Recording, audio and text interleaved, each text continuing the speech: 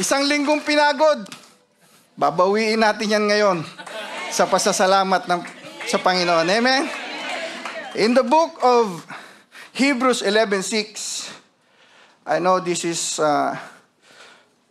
so much familiar, but I believe the Lord gave this today for our needs. Amen. And without faith, it is impossible to please God. Because anyone who comes to Him must what? Believe that He exists and that He rewards those who earnestly seek Him. Remember the rewards doon sa mga nananampalataya sa ating Panginoon. Father God in heaven, thank you so much for this mighty power and your presence, O Lord.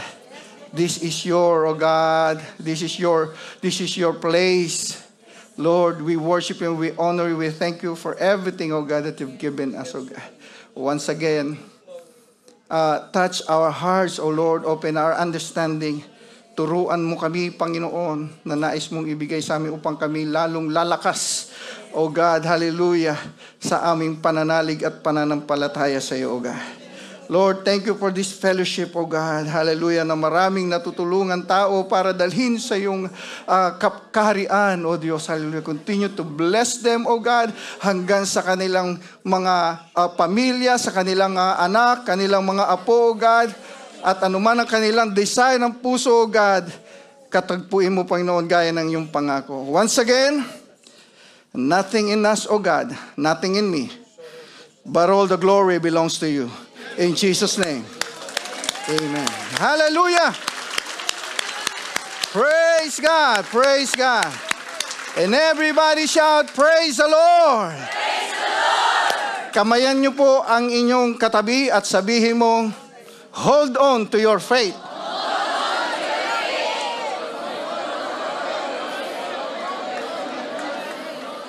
Hallelujah. Hallelujah. Hallelujah. Praise God. You may all be seated, mga kapatid. Thank you. At ako po ay nagugulat sa mga oras na ito. Parang milagro po yung nangyayari sa akin ngayon. Kasi kinakabahan nga ako ng 2 buwan ng mahigit. Dahil sabi ko kay Pastor Doji, Pastor, pwede ba magtagalog doon? Nung nagsalita si sister, naku po, nawala. Lumakas ang loob ko, salamat may Tagalog. At pagpapasensya niyo po kung ako po ay talagang hindi po ako sanay salita ng banyaga. No. Never.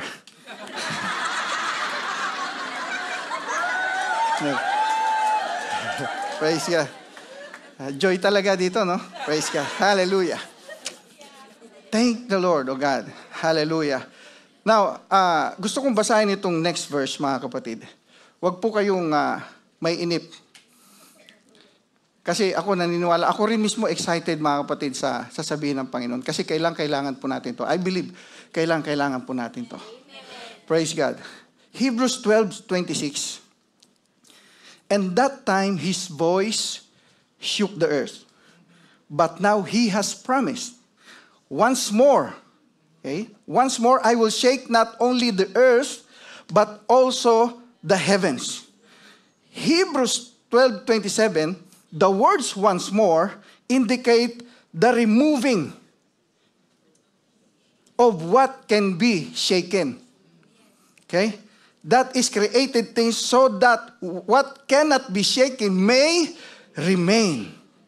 And then, dinugtungan din ito ng Haggai 2:6. This is what the Lord Almighty says, in a little while, I will once more shake the heavens and the earth, the sea and the dry land. And Matthew 24:12, because of the increase of wickedness, the love of most will grow cold. 13, but the one who stands firm to the end will be saved. Napakagandang pangako ng ating Panginoon. Alam nyo ba yung kanina, ang gaganda ng testimony? Mild shaking pa lang yan. Pinapractice pa lang tayo ng Panginoon. Now, listen to this. Meron daw pong mangyayaring great shake o shaking na mangyayari sa mundong ito na dapat nating paghahandaan. Kaya tayo pinapractice sa mga challenges natin. Kaya wag po kayong magagalit sa mga amo natin. Yan. Kundi ipag-pray natin kasi ginagamit sila ng Panginoon para lalo tayong tumibay at magtiwala sa ating Panginoon. Dahil we believe it or not, or kahit ayaw natin mga kapatid paniwalaan, mangyayari at mangyayari yung bagay na to. Nakita nyo sa news, hindi na po palabas lang yan. Dati pinanonood ko lang yung baha. Pinanonood ko lang yung baha sa ibang bansa. Ngayon, nasa Pilipinas na. Mataas yung lugar namin. Nagulat kami, pati doon na sa Dasmariñas, mayroon na rin pong binabaha. Hindi ba't pagpapakita na totoo ang sinasabi ng Panginoon na siya ay malapit ng babalik? Kaya po hindi aksidente yung mga bisita natin na kayo po ay naririto. Mahal po kayo ng Panginoon. Amen. Hallelujah.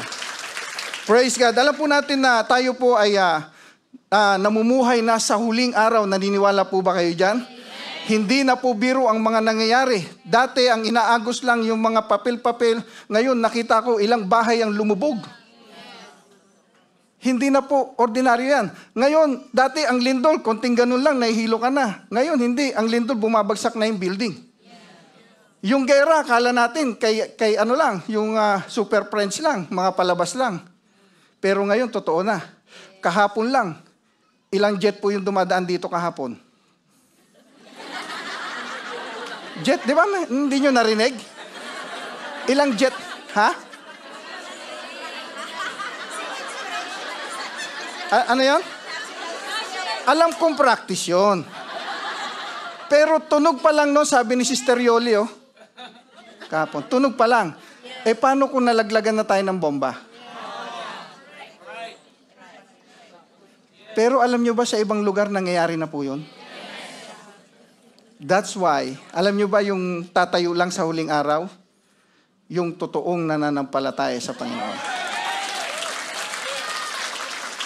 Okay. Okay lang po ba? Naintindihan po ba ako? Salamat po. Pasensya na sa mga Englishero dyan.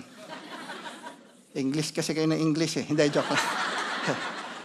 Praise God. Dito natin malalaman kung ano yung tao na totoong nanampalataya sa Panginoon. Let's try this mga kapatid. I-rate po natin ating sarili mga kapatid. Kasi napaka-importante po nito mga kapatid. Malalaman natin mamaya na ito pala yung kailangan ng Panginoon. Imagine, nakikita ko yung oras medyo nagmamadali na rin. Medyo may panahon na kung shortcutin na lang mga kapatid. Sabi rito, it is impossible to please God without faith.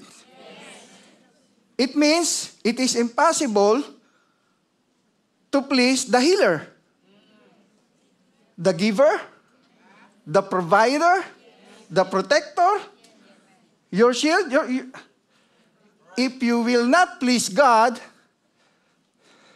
you will not please anything. Useless po lahat.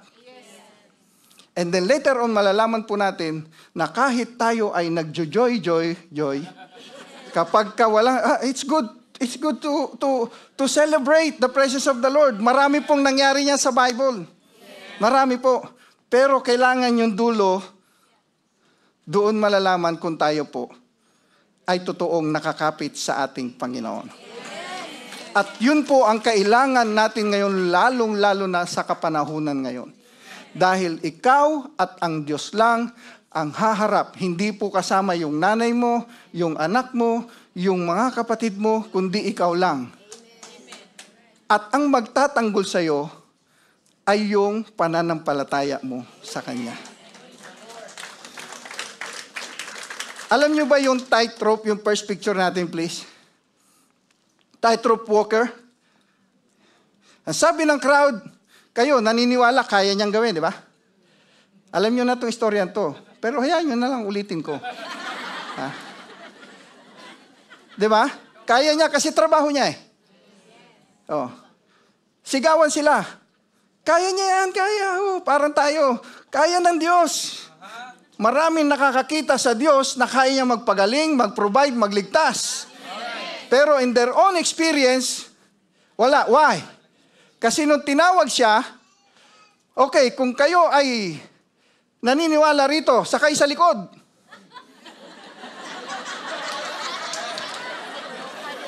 Oh, di ba? Oh, ngayon, asan na yung pananampalataya nyo? Ha? Pero sumisigaw yun. Grabe pinagaling si sister. Grabe tinulungan ng Diyos si sister. Gets nyo po mga kapatid? Maraming pinangakuan ng Panginoon mula sa Egypt. And they all prayed, Lord, save us. And then iniligtas sila ng Panginoon, nahabag ang Panginoon. Niligtas sila at dadalhin sila sa pinakamagandang lugar, which milk and honey flows. Excited. Woo! Amen? Lahat tayo parang ganon. Siyempre, sino ba naman? Excited. Pero bakit pagdating sa huli, sa lahat ng lumabas doon sa Egypt, dalawa lang yung naging qualified. Oh, isang malaking nakakalungkot. Nakakakilabot na pangyayari. They saw the miracles. They experienced the power of God. Nahati ang dagat, sinuplayan, lahat, everything. Nakita nila ha. Nakita nila. Parang tayo. Di ba ngayon? Biglang bumaliktad yung amo. Nagbigay na ng bonus. Maraming ganyang milagro. But the question is, where is your faith anchored? Saan ito nakasabit? Doon lang ba sa nakikita mo? Doon lang ba sa nai-enjoy mo ngayon? Hindi po yun ang tinitingnan ng Panginoon. Alam nyo ba kung bakit napagtagumpayan ni Joshua at Caleb yung travel? 40 years. Paano kung hindi na tinutugon ang panalangin mo? Paano kung pauwiin ka na sa Pilipinas? Paano kung mawalan ka ng trabaho? Just like that. Nandun pa rin ba yung isip mo sa Kanaan? Nandun pa rin ba yung isip mo sa Diyos? Sa langit na pangako ng Panginoon? Pero ang ginawa ni Joshua, alam nyo, ang Caleb nakita ko, paglabas pa lang ng Egypt, in-enjoy na nila yung Kanaan. Yes. Oh, you didn't hear me. Hallelujah. Ito po yung ginagawa ng Joy Fellowship. Ngayon pa lang, ini-enjoy na natin yung langit. Para mapagtagumpayan ito, sa langit ang punta ko, ano man sabihin ng amo ko. Hallelujah! Pero huwag kayong magalit sa amo nyo, ha? Blessing po yan ng Panginoon. Sinasabihin ko ulit, blessing po yan ng Diyos. Ano man nangyayari sa atin, sa tingin natin, pangit o maganda, ito po yung pagpapala ng Diyos sa mga nananampalataya sa ating Panginoon. Hallelujah! Di sakay na kayo dyan. I know our God is our Creator. He is our healer. Sino ba siya sa buhay nyo? But the last question is, do you trust Him? Iba po yung alam mo lang ang Diyos. Iba po yung kilala mo lang ang Diyos. But if you want to trust Him, sagay ka sa likod. Ibig sabihin, you are ready to die. Ano man ang mangyari, handa akong suungin yun kasi may tiwala ako sa Diyos. Kaya nasabi ni Job, though He is slay me, still I will trust Him. Ganun po ba tayo? Yun po yung kailangan natin ngayon, mga kapatid, na pa-practicein. Amen? Ngayon pa lang, i-enjoy na natin ang heaven. Palakpakan natin ang ating Panginoon. Hallelujah! Ang pananampalataya po mga kapatid ay isang napaka-importante bilang isang Kristiyano. We may experience God's blessings, miracles, and saving grace, but without faith, we cannot enter the promised land. Faith is not just about enjoying blessings. It's about trusting God completely to move forward into His promises. Kaya nga kailangan natin yung salita ng ating Panginoon eh. Ang salita ng Panginoon, yan po'y bumubuo ng kanyang mga promises. Kaya through His promises, meron po tayong pananampalataya. At nanggaling yun sa salita. Again, nanggaling po yun sa salita. Yung awit kanina. In the beginning was the Word. And the Word was with God. And the Word was God. If you have the Word, you have the faith. If you have the faith, you have God. Amen. Hallelujah. Hindi po basta-basta yung kasama natin, mga kapatid. Amen. Kung maiintindihan natin kung anong principles meron ang Diyos na nagpakumbaba sa atin para tayo iligtas at para hindi lang dito sa lupang buhay natin, mga kapatid, kundi hanggang sa kabilang buhay, kulang po yung talon natin kanina. Kulang po yung time natin ngayon. Pero ito po yun eh. Tingnan nyo ha, makikita nyo. Alam nyo ba, maraming pagkakataon, doon na lang sa amin sa Pilipinas, baka hindi kami makauwi. Maraming pagkakataon na ang pananambahan sa Diyos ay extra na lang. Saka na lang pag may time ako. May work pa kasi ako eh. Pati sa giving, siya yung pinakahuli, tama ba? Uy, meron din pala rito. Ay, hindi po. Hindi ko po alam yung teaching dito. Mukhang konti ang sumagot kasi baka una rito ang Panginoon. Wow. Pagtanggap ba ng sweldo, Lord, ito yung sa'yo. Yan ba? Wow. Hindi ako magtataka na kayo'y pagpapalain ng Panginoon. Dahil ganun pala talaga. Which is true. Dapat ganun.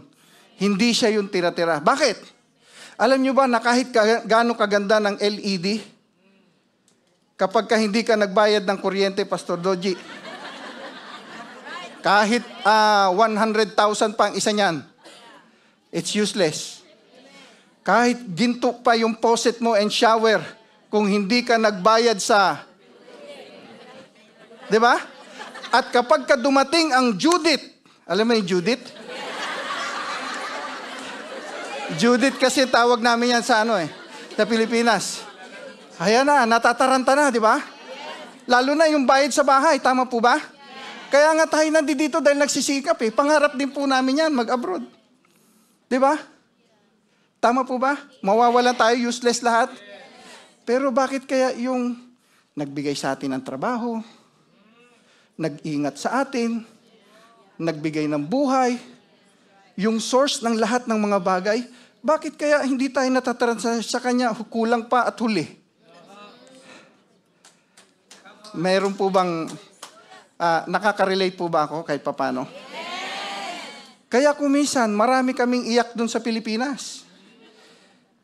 Kasi mali pala yung ginagawa. Kasi ang instruction ng Panginoon, unahin mo ako. At ang lahat ng ito, kailangan mo, ako nang bahala. Di ba tama po ba yan? Wala na pong sikreto sa Diyos. Lahat ibinigay na niya, gagawin na lang natin. So, meron na pong changes ngayon. Nagtitiwala ba talaga kayo sa Kanya? Amen. So, sa unang sweldo nyo, unang araw na siya. Amen. Itatabi na natin siya. Amen. We need to practice that, mga kapatid. Hindi po nagbibiro ang ating Panginoon. Why giving? Isa lang yun, hindi pera pinag-uusapan natin dito. Mayroong time, talent, gifting, lahat nung binigay sa atin ng Panginoon. Siya ba ang una sa buhay natin? Siya ba talaga? Yun yung tinatawag na nagtitiwala ng totoo sa Diyos. Hindi kung kailan na may marami lang, saka lang magtatabi kay Lord. Pero nung wala, si Lord yung una. Lord, pengin trabaho, sana mapasa ako, bigyan mo ang visa. Di ba? Pero nung nagkasweldo na, abay, mas dumami yung bayarin. Na samantalang dati, wala namang binabayaran pa. Nakuha niyo mga kapatid, tama po ba? Oh, hallelujah. Again, meron pong mangyayaring malaking event sa mundong ito na ang shaking na nararamdaman natin ngayon ay partial lang yan. Masyadong maliit yan. Dito sabi ng Biblia, ang nagtitiwala at ang matatag lang ay siyang matitira. Anong klaseng paghawak at pananampalataya ang ginagawa mo ngayon sa harapan ng Panginoon? Nachi-check po ba natin? Gaya ng sinabi ko, paano kung matapos na yung kontrata mo?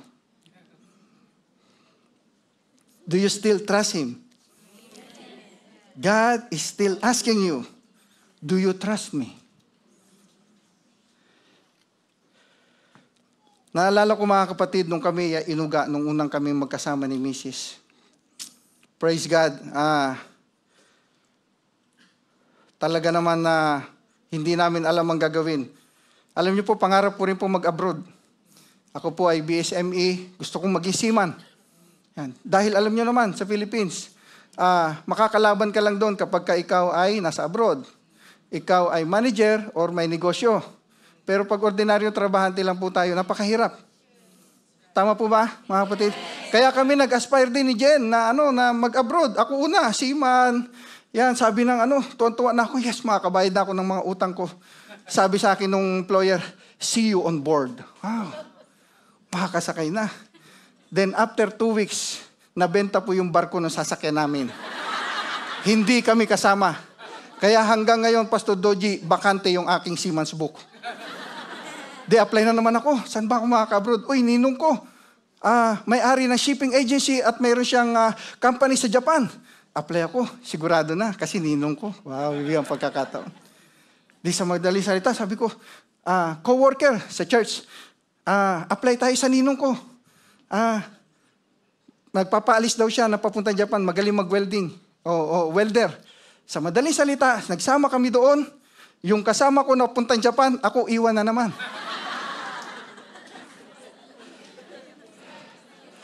Pero okay lang. Sige, tuloy lang. And then mamaya-maya, naisip na namin, ikaw naman kaya, Jen?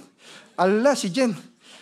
Alam niyo yon, yung nakahawak ng map tsaka yung nakatisot na gano'n. Yan, buti pa yung picture niya na yon, nakapunta ng Hong Kong, siya hindi.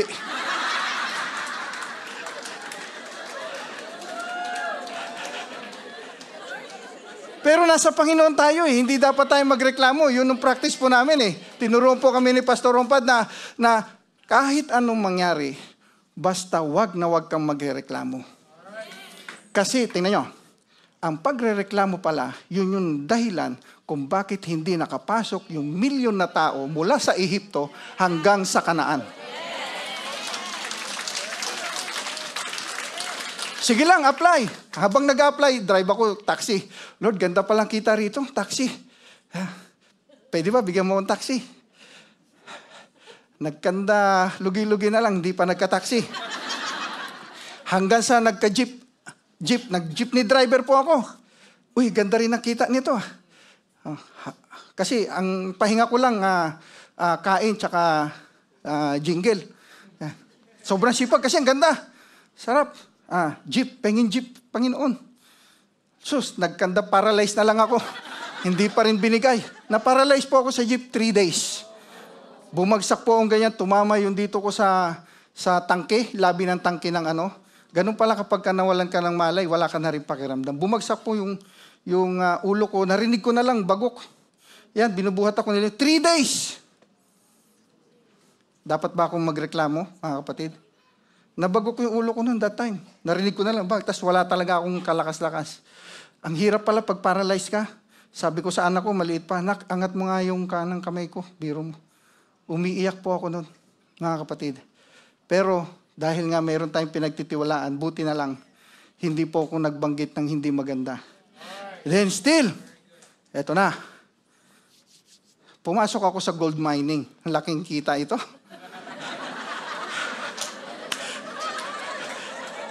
Kasi one time lang, bilyonaryo ka na agad. Sabi sa akin, June, may bato, nakita namin, simentado. Bibiyakin na lang. Alam nyo ba, sa tuwing aakit ako ng bundok, ang dami kong nabili. Ganun yung pandaraya ng ginto. Paakit pa lang ako ng bundok, ang ganda to bilhin. Pag nakakuha ako nito, 75 kilos. Oh, 75 kilos ha. Kala mo ang gaang nun? Isa't kalahating sakong bigas yun. Parang sarap dalhin eh. Bibiyakin na lang daw.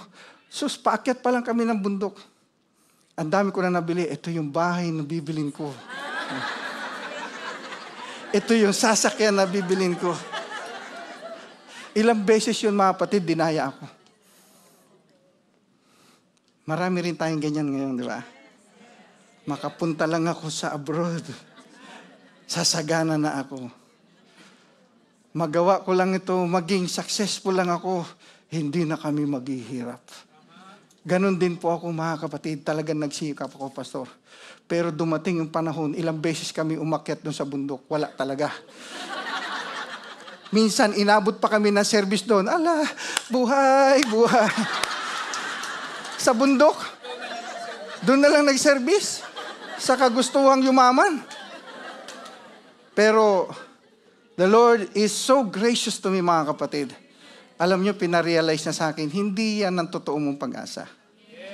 Alam nyo doon, habang umakit ko, simula ngayon, dahil ako po lihitimong driver po ng ating church doon sa Makati. Yan po yung aking trabaho, kaya din yan po yung aking nagagawa. Kaya hindi po ako sanay na ipinagdadrive. Ang gusto ko po, ako yung nagdadrive. Kaya salamat kila Brother Sunny. Pag-akyat ko doon na sa bundok isang beses, alam niyo sinabi ko, Lord, sabi ko, simula ngayon, hindi na ito yung pag-asa ko. Hindi na ito yung aasahan ko. Lord, uulitin ko, hindi na ito ang pag-asa ko. Ikaw na ang pag-asa ko. Hallelujah. Alam niyo yung sinabi ko yan, meron pong kakaibang nangyari mga kapatid. Dahil yun po ang hinihintay ng Panginoon sa ating bibig. Alam nyo ba, sabi ng Bible, di ba? Death and life are in the power of the tongue. Kaya nga sa bahay, pinag-iingat ko eh. Mag-ingat kayo sa unang salita ninyo sa isang araw. Kasi you can bring heaven or hell into your house or into your home. Pag sinabi mong ano ba naman itong buhay na to, wala na. Buong maghapon, ganyan na, sira na. Pero pag sinabi mo kahit walang almusal, Lord, marami pong salamat. Alam ko, hindi mo kami pababayaan. Heaven! Hallelujah! Maraming panahon, mga kapatid, we're talking about faith in God. Simple lang po yung nararanasan natin, pero practice po yan. Maraming panahon, nasa likod ako ng pulpito. Kumakanta ng my provider, my God shall supply all my need. Maraming beses dahil ako po'y back-upper, minsan ako isang leader. Ang Diyos ay hindi nagpapabaya. Lagi po akong sumisigaw. And then umiiyak ako, nakikita ko yung 3 kong anak tsaka yung misis ko nandoon. At habang ako'y umaawit, nagpipray sa Panginoon, Lord, alam ko, darating ang panahon pagpapalain mo rin kami. Bakit? Ano yung sitwasyon namin? Maraming beses nasa pulpito ko, hindi ko alam ang tanghalian namin mamaya after service. Yan po yung karanasan namin sa Makati. Kami po ay worker. 2008 to 4,000 ang aming sweldo. Ngayon, reklamo kayo sa sweldo ninyo. Hindi, assistance lang po yun sa akin. Babawasan pa ng loan, 1,000. Kaya pagbigay sa akin, maglo-loan uli ako. Ganun lang po yung style doon. Ganun po kababa, kaya kami nauubusan ng budget. Maraming Sunday, kasi siyempre, Lunes ang budget. Pagdating Sunday, ubus na. Diba? 1 linggo lang kasi. Di paghatiin namin yung pang 1 buwan na yun, 1 linggo. Yan. Sa madaling salita, maraming beses akong naalala ko na hindi namin alam kung ano tanghalian namin. Pero sa madaling kwento, alam nyo ba, nag-usap kami ni Mrs., meron ka bang naaalala na meron tayong na-miss na isang meal? Alam mo, sabi niya, wala. Kita naman sa katawan niya. So,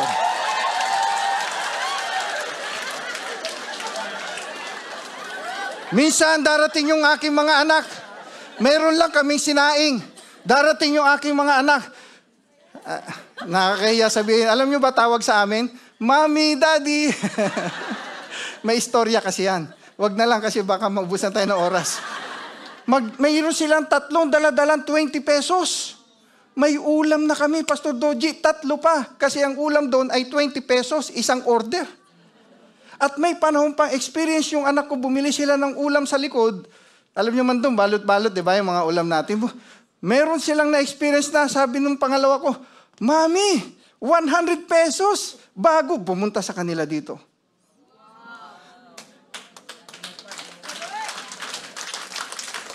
Meron man tayo na-experience ng ganyan, gawa pa rin ng Diyos yan.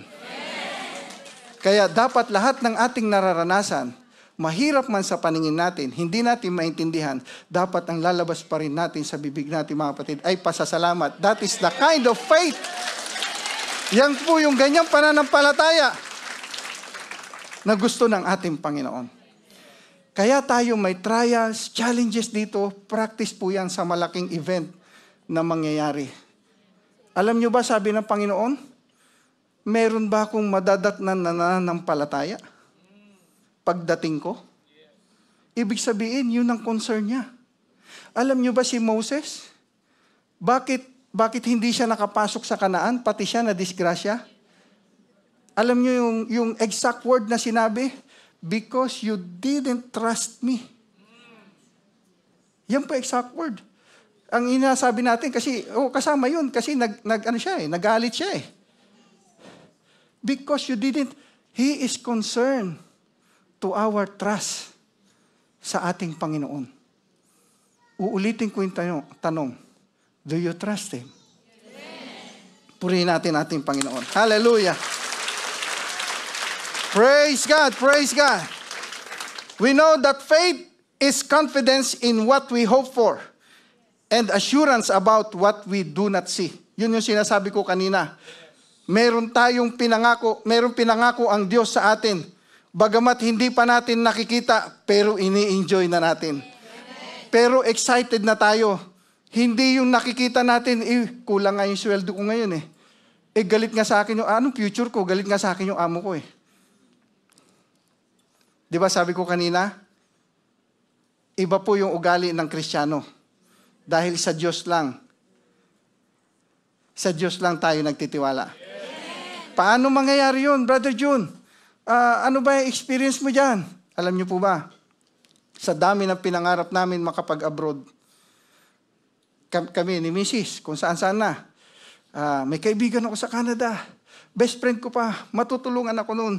Wow, ganun din nangyari. Yung picture ko nasa Canada na, ako nandito pa. Hanggang sa nauwi po kami. Sa taas ng pangarap, hanggang sa nauwi po kami sa pagtitinda ng, alam niyo yung kwek-kwek? Yung fish balls. Nagtitinda po kami niya sa harapan, Brother Dave. Alam po niyan, di ba, Dave? Sabi mo totoo. Kasama po namin yan, inaanak ko yan eh. Tinda po kami. Imagine, no? Tingnan niyo yung pandidiscourage ng kaaway. Didiscourage po tayo hanggang palapit ang padating ng Panginoon.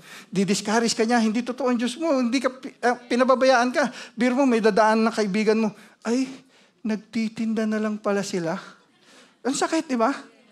May mga pagkakataong ganun. Pero, sabi ko, kung meron lang tayong panlagay sa kabayo ng ganito, maglalagay tayo. Kasi kung minsan, kapatiran pa yung ginagamit eh. Tinda ng tinda. Alam niyo po ba, linggo nagtitinda kami. Jen, ikaw na. Ikaw na yung aawit susunod. Kasi baka-upper nga po kami. Sige, ako muna bantay. Casey, yung panganay namin, ikaw muna. Ganun po kami noon. Hindi namin inintindi yung mga sinasabi sa paligid. Kasi alam namin may nakatingin sa amin, direkta mga kapatid. Hallelujah. Kundi ang Diyos na buhay. Huwag kang masaktan kung feeling natin na didemote tayo. Sa mata ng tao, demotion yan. Pero sa mata ng Diyos, promotion yan. Alam natin istorya ni Joseph, di ba? May oras pa po ba ako? Alam natin istorya ni Joseph. Sa mata ni Joseph, demoted siya. Pati doon sa mata ng kanyang mga kapatid. Nung siya, ang hindi nila alam, nung siya ay hinulog sa pit, nagsimula na ang kanyang promotion. At nung ibinenta siya papuntang Egypt, palapit na siya sa kanyang promotion. At nung ikinulong siya, Patindi ng patindi. Pasakit ng pasakit. Wala na yung pamilya. Pamilya pa nag-betray. Di ba, pahirap ng pahirap? Pero sa mata ng Diyos, palapit ka na ng palapit sa destination mo. Sa victory mo. Nung nasa kulungan na siya, abay, ang sakit nun, pinagbintangan, hindi totoo. Nakuha nyo? Yes. Kapag ka nadidemote ka sa mata ng tao at sa kalagayan mo ngayon, magsaya ka. Kasi, beginning na. Hallelujah! In the Bible, Matthew 7:24-27, Jesus spoke of two houses. One built on the sand, and one on a rock. Therefore, whosoever heareth these sayings of mine, and doeth them, I will like him unto a wise man, which built his house upon a rock. Kung ating pong itatayo ang ating buhay, yung ating pananampalataya sa bato, yun daw ang gagawin sa atin ng Diyos, wise man. And the rain descended, and the floods came, and the winds blew, and beat upon that house, and it fell not, for it was founded a rock. Ang Panginoon po nagsasabi rito. Ipinapakita niya yung pagkakaiba na kung saan mo itatayo ang foundation mo. Remember, ang foundation natin sa paglilingkod sa Panginoon ay pananampalataya, wala nang iba. Amen. From Genesis to Revelation, wala pong ibang sinasabi niyan kundi trust me. Ako lang ang makakatulong sa iyo, wala nang iba. Ako lang ang makakaligtas sa iyo, wala nang iba. Ako lang ang makapagbabago ng buhay mo, wala nang iba. Ako lang ang magbibigay ng kapayapaan sa buhay mo, wala nang iba. At ako ang kailangan mo. Yan po ang sinasabi ng ating Panginoon. Hallelujah. Lumagapak ang ulan, bumaha, umihip ang hangin at hinampas ang bahay. Even literal situation, nakikita natin ganun po ang nangyayari. At ito ay hindi nabagsak sapagkat natatayo sa ibabaw ng bato. And everyone that heareth these sayings of mine and doeth them not, shall be likened unto foolish men. Kapag ka hindi po natin ito ginawa, o yung pagtitiwala natin sa ating Panginoon, katulad daw itong isang mangmang. And it fell, and great was the fall of it. Sobra ang pagkasira, isang nakakakilabot ang kanyang pagkabagsak. Doon niya po hinahintulad kung anong klaseng foundation nakaangkla yung ating pananampalataya. And I believe ang Joy Fellowship nakaangla sa ating Panginoong Hesukristo. Amen. Hallelujah. Maraming uga tayong mararanasan, pero partial lang yan, mga kapatid. In our early marriage, may panganay kami. Sabi ng doktor sa anak namin, pwedeng ikamatay yan ng anak mo. Bakit? Yung pigsa po baliktad, nasa ilalim yung mata, di ba? Mas delikado yun. At nandito po rin sa gilid ng mata. Namamaga na po yan at wala po kaming alam pupuntahan, wala kaming alam gagawin, mga kapatid. Siyempre, worker, kulang ang pera, walang pampagamot, walang pampaopera. Tapos sasabihin pa ng doktor, delikado yan, pwede niya ikamatay yan. Di nagpray kami ni Mrs. Ganun naman talaga tayo, siyempre. Sa Diyos talaga tayo lalapit. Pero mabuti na lang itong Diyos, mga kapatid. Sakto talaga yung kanyang pagtugon at hindi siya nahuhuli. Saktong-sakto talaga. Imagine, may nagsasalita sa radyo. Lord, ano po bang gagawin namin? Sige, pray tayo. May nagsasalita sa radyo, inimpress siya ng Panginoon, tawagan mo yan. Doktor, nagsasalita. Pag sabi niya, Dok, paano po ba to? Ganito kasi yung pangyayari sa aking anak. Tinawag niya, telepono Alam niyo, sabing sagot kagad ng doktor, saan ka nakatira? Pag sabi niya kung saan siya nakatira, tama-tama, magkapit-bahay lang pala tayo. Hindi po tayo nagkamali ng pinaglilingkuran, mga kapatid. He knows everything. And He is all-powerful God. Omnipotent, omniscient, and omnipresent God. Hallelujah! In that night, pumunta talaga yung doktor. Tingnan nyo, mga kapatid, kapag kakailangan mo, sister, ang Panginoon, anytime, pwedeng gawin ng Diyos yan. Sino kami para puntahan ng doktor? Sabi ng doktor, bakit ito yung binigay niya? Ma-overdose yung anak mo. Iniligtas pa yung anak namin doon sa kabilang doktor. Hintayin mo ko, kukuha ko ng gamot, libre pa yung gamot. What a great God. Hallelujah. Ganun po kapag totoong Diyos yung ating pinaglingkuran.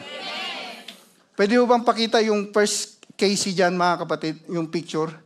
Yan, tingnan nyo po. Yung, yan, 18 years old na siya dyan eh. Nung baby pa siya, nandito yung maga niyan, mga kapatid. Talagang sobra. Ngayon, sa biyaya ng Panginoon, ilang taon na siya? 28 na. Ayan, 18 years old dyan. Kaya lang hinahanap ko yung doktor. Kasi nakita ko bakit yung maga hanggang baba na. Palakpakan natin, Panginoon, mga kapatid. Pakisuyo yung pangalawa. Ayan. Kaya kung bakit ko, ayan, oh. Sabi ko, Nak, hindi ba overdose yung nabigay sa'yo? She is now in Canada, mga kapatid. Ayan, kasama po ating bishop. Siya po yung ginagamit ng Panginoon doon sa ating gawain, mga kapatid. Amen. Ayan. Pero, sabihin ko pa rin sa kanya, magpa-check up kasi baka mamaya. Hindi, biro lang po yun, mga kapatid. Siya po ay sobra, glory to God, malusog na malusog. At mula nung bata hanggang ngayon, siya po ay protektahan natin, Panginoon. At ibinibless din ng ating Panginoon. Hallelujah! God is not moved by our fears. Hallelujah! Or worries, but by your faith, by our faith. In the last days, Jesus said, again, when the Son of Man comes, will He find faith on the earth? He is concerned about our faith. Kaya kanina, tinest natin yung faith natin. Doon pa lang sa, yung iba pa nga, may wheelbarrow, doon ka daw sasakay eh. Kung talagang nagtitiwala ka, ganun po yung pananampalataya. How about kung pauuwiin ka na? Kaya nung sinabi sabi ko sa Panginoon na ikaw na yung pag-asa ko, nawala lahat ng mga bagay dito sa mundo. Ibig sabihin, it's not about your employer. It's not about your country that you are in, mga kapatid. It's not about na doon sa mga bagay sa mundong ito na inaasahan natin, kundi sa Panginoong Diyos na who is our great provider. Hallelujah! Those who hold on to faith will experience rewards, guidance, provision, and eternal security. Praise God. Don't you know that no faith, no miracles?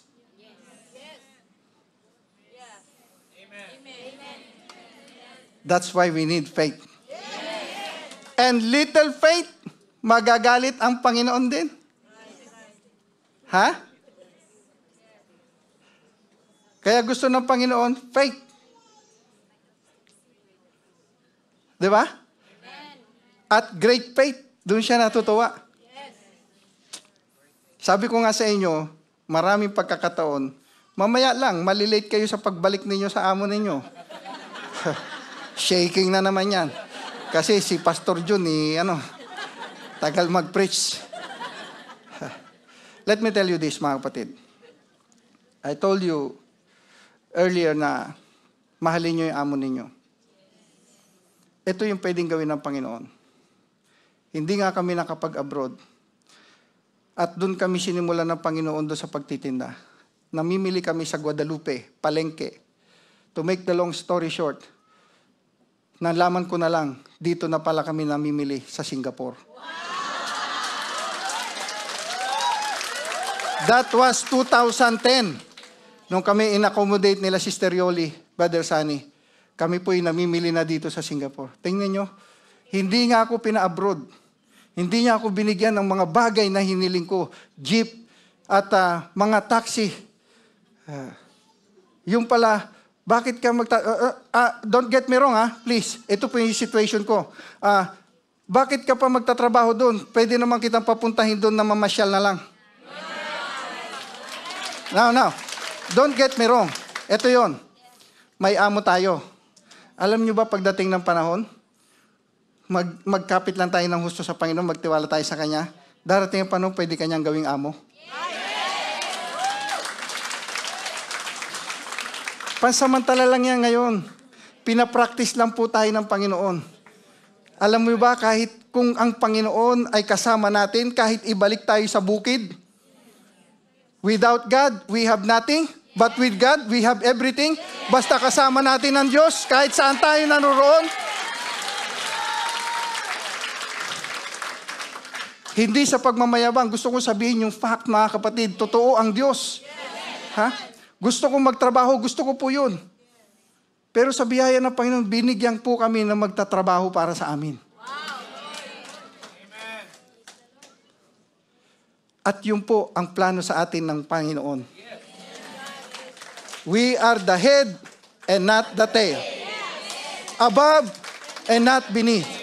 That is our God that we are serving the Lord. Imagine, milagro ng Panginoon. Nakakapag-English na ako, no? Konti ka. Palakpakan natin ating Panginoon.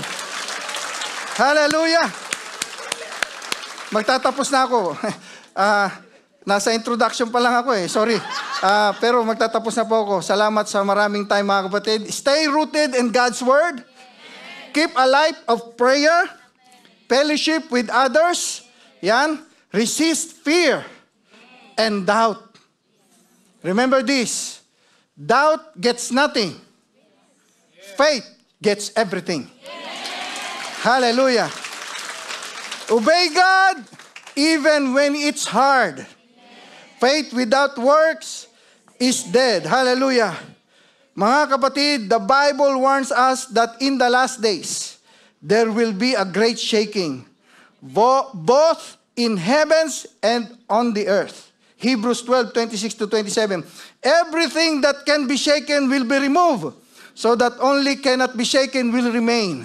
This means that false securities, yung ating inaasahan, blessing ng Panginoon yung ating tinatanggap ngayon, pati yung ating amo resources po yan ng Panginoon. Huwag po nating kalilimutin ang source. Yun ang sinasabi ko. Minsan, natataranta tayo sa mga resources, bayarin na ng ilaw, tubig, papuputulan ako, yung bahay ko pa, alisin ako. Pero hindi ka natakot na alisin ka ng buhay ng Panginoon ngayon din? Hawak mo ba buhay mo? Friend, palitan na po natin ating isipan. Lord, ikaw na po una ngayon. Para pagdating mo, ready ako. Amen? Hallelujah. Isang kwento na lang, mga kapatid. Ito, yung rich young ruler, mga kapatid. Alam niyo po ba? Alam mo sabi niya, Panginoon, ano po ba yung gagawin ko para makamit ko ang buhay na walang hanggan? Sabi ng Panginoon, gawin mo to. Huwag kang nakaw, huwag kang mangangalunya. Yung 6 sa 10 utos, siguro hindi na niya binanggit yung 4 kasi nga, kilala na niya yung bata. Kasi sabi ng bata, ay nagawa ko na po yan, simula pa nung bata ako. And then tiningnan siya ng Panginoon. Ganun ba? Sige, kung gusto mo talaga sumunod sa akin, ibenta mo yung kayamanan mo, ibigay mo sa mga duka, at sumunod ka sa akin. Ano nangyari? Dahil yung bata ay malungkot na umalis. Anong ibig sabihin nun? Hindi pa talaga nakaangkla yung kanyang trust sa ating Panginoon. Take note of this. It's good to enjoy our experience. Pwede natin ma-experience ang milagro ng Panginoon, makaranas ka ng kagalingan, nag-change ang buhay mo. Pero in the end, bagsak pa rin pala tayo sa harapan ng Panginoon. Isa pong nakakakilabot. Why? We need to set our mind na anuman ang mangyari, Lord, simula ngayon, sigawan man ako ng amo ko, pauwiin man ako ng amo ko, hindi na ako matatakot. Kasi yung amo ko, binigay mo lang pala sa akin yon. At yung kalagayan ko na ngayon, na nandito ako, ipinagkaloob mo rin. Ikaw po ang lahat ng dahilan na ito. Kaya simula ngayon, hindi na po ako matatakot. Yun po ang gusto ng ating Panginoon, na hindi po tayo dapat magpa-intimidate kung ano ang nangyayari sa atin. Lagi nyo pong i-imagine ang kalagayan ng buong mundo. Ngayon, hindi na po yan nagbibiro. Ang baha na yan, sabi niya, just like Noah's day, o Noah days, Katulad noon, may baha, ipinakita niya totoong nangyari yon. Dahil napansin nyo, saan nanggaling yung mga tubig na yan? Ipinapakita na kaya ng Diyos tayong gunawin. Pero sabi ng Biblia, wag po kayong matakot dyan.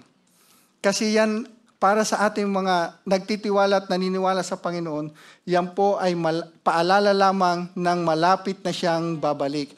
Tayo po ay pinaghahanda lamang ng ating Panginoon. When we trust God, mga kapatid, kailanman, sabi ni David, wala akong nakita na pinabayaan ng Panginoon na matuwid. Di ba? Pinatutunayan po ni David yan.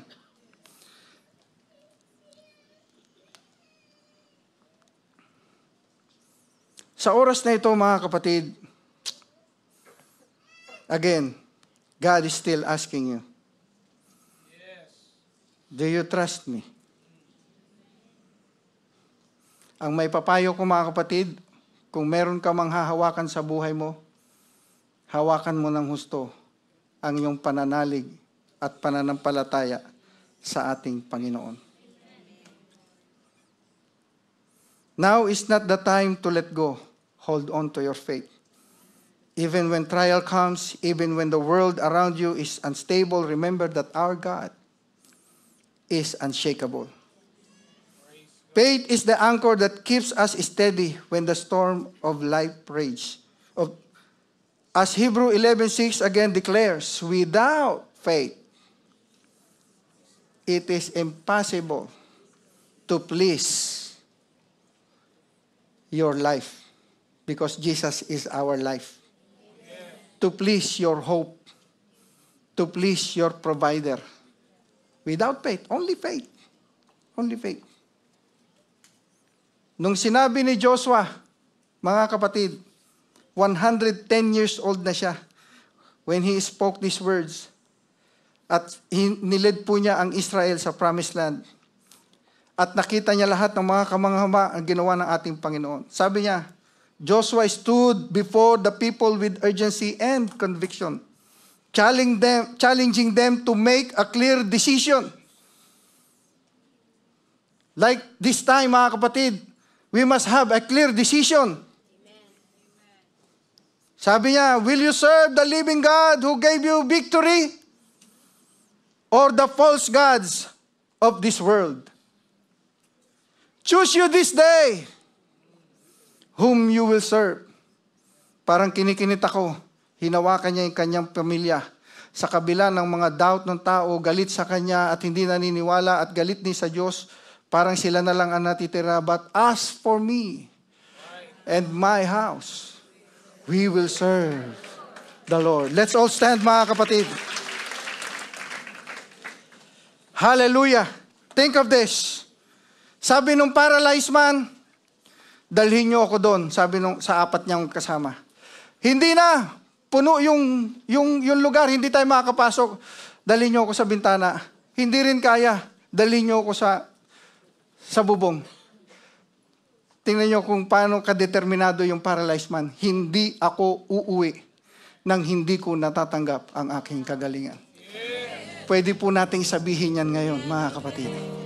Ano man ang ating kalagayan sa oras na ito, huwag po tayong papayag sa takot, sa doubt, na uuwi tayong talunan. Kundi ngayon gusto ng Diyos, uuwi tayong tagumpay. Kagaya nung babaeng inaagasan ng 12 years. Iano kung matapakan? Iano kung ang buhay ko na to? Iano kung mawala na ako ng trabaho? Sabi niya siguro sa isip niya, ubos na yung pera niya, lahat, naging worse pa siya, sabi ng Biblia, sa pag-asa sa doktor. Di ba?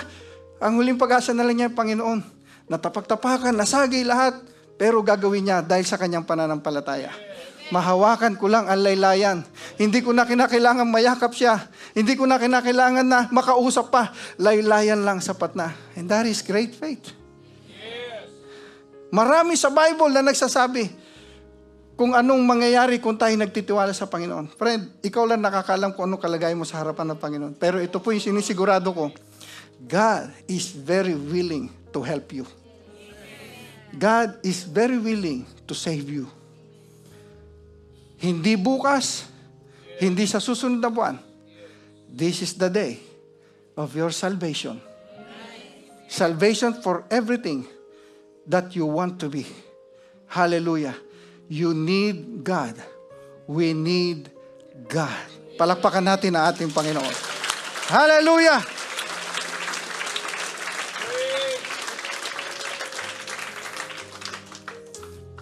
Before I will give this to Pastor Doji, mga kapatid, merong isang babae lumapit sa Panginoon. Panginoon, maawa ka sa akin. Pagalingin mo ang aking anak, inaalihan ng masamang espiritu lagi. Alam niyo ba sabi ng Panginoon? Sabi ng Bible, Jesus did not answer her at first. May mga panahon na hindi natin nararamdaman ang presensya ng Panginoon. Malayo ang Panginoon at parang walang tugon. Pero hindi nawalaan ng pag-asa itong Canaanite woman. Lord, Son of David, have mercy on me. My daughter is demon-possessed and suffering terribly. Alam mo, sabi ng Panginoon, pangalawa, I was sent only to the lost sheep of Israel dahil siya po ay Gentile. Di ba napakasakit nun? Pangalawa, si Jesus Christ pa ang nagsabi. May mga panahon sa buhay natin na kumisan, bakit ganun? Panginoon, ginawa ko naman ito. Nagtapat naman ako. Merong inaalaw minsan ng Panginoon na ganyan. Pero manatili tayong kumapit sa ating Panginoon. At ang sabi pa ng pangatlo, sabi ng Panginoon, it is not right to take the children's bread and toss it to the dog. Sinabihan pa siyang dog, mga kapatid. Isang sobrang napakasakit. Panginoon, ikaw pa na inaasahan ko, ikaw pa ang magsasabi ng ganyan. May ganyan ba tayong experience, mga kapatid? Pero dahil sa kanyang lakas, sa tindi ng kanyang pananampalataya at pagtitiwala sa Panginoon. Lord, yes Lord, but even the dogs eat the crumbs that fall from their master's table. Aso man kami, pero nakakatikim kami ng mumo. Di ba? Alam mo ba, sabi ng Panginoon, great faith yung nasa babaeng iyon. Hallelujah. Woman, you have great faith. Your request is granted. Hallelujah. Come on, let's praise the Lord. Hallelujah. Hold on to your faith. Hold on to your faith. Hold on to your faith. Binibigay ko na po ang pagkakataon sa ating pastor, mga kapatid. How is your faith? Where is your faith anchored? Friend, ano man ang mangyari, huwag kang susuko. Huwag kang bibitaw. Sinusubok lang tayo ng sitwasyon.